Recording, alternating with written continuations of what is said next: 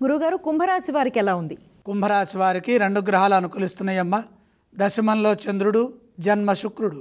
ఏకాగ్రతతో పనులు ప్రారంభించండి. లక్ష్మీ కటాక్షం అనుకూలంగా ఉంటుంది. జన్మ శుక్రబలం సంపదలను సూచిస్తుంది. మనోబలంతో ముందుకు సాగితే ఎటువంటి సమస్య ఎదురు కాదు. పని చేయబోయే ముందు మంచి ప్రణాళికలను సిద్ధం చేసుకోవాలి. దానికి తగిన విధంగా కృషిని కొనసాగించాలి. పనులు మొదలుపెట్టిన తర్వాత ఎటువంటి మార్పులు చేయవద్దు. పనులు వాయిదా వేయవద్దు. విఘ్నాలకు అతీతంగా విజ్ఞానపూర్వకంగా ముందుకు సాగండి. ప్రతి పనిని 1-2 సార్లు పునఃసమీక్ష చేయండి. శాంతంగా పనిచేస్తే ఉద్యోగంలో ఆటంకాలు తొలగుతాయి. ఒక మెట్టు దిగైన కార్యసాధన కోసం ప్రయత్నం చేయండి. అధికారుల నుండి ఒత్తిడి గోచరిస్తోంది కాబట్టి సకాలంలో మీరు మీ కర్తవ్యాలను శ్రద్ధగా పూర్తి చేయండి. ఆత్మీయుల సూచనలతో తప్పనిసరిగా మీకు మేలు చేకూరుతుంది.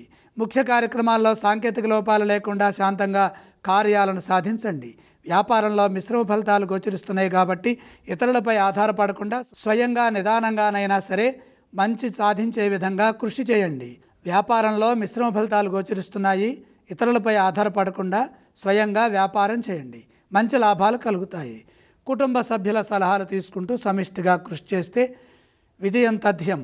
ఆరోగ్య పరిరక్షణలో తగినంత విశ్రాంతి కూడా అవసరము. ఈ రాశి వారు ఏ స్తోత్రాన్ని పఠించాలంటారు? కుంభరాశి వారు సూర్య స్తోత్రం చేయడం చాలా మంచిది. గురుగారు, కుంభరాశి వారు ఏ ఆలయాలను సందర్శిస్తే శుభ ఫలితాలు కలుగుతాయి? నవగ్రహాలని దర్శించండి. గురుగారు, కుంభరాశి వారు ఏవేవి దానం చేయాలంటారు? నవధాన్యం అగ్నికి అర్పించండి.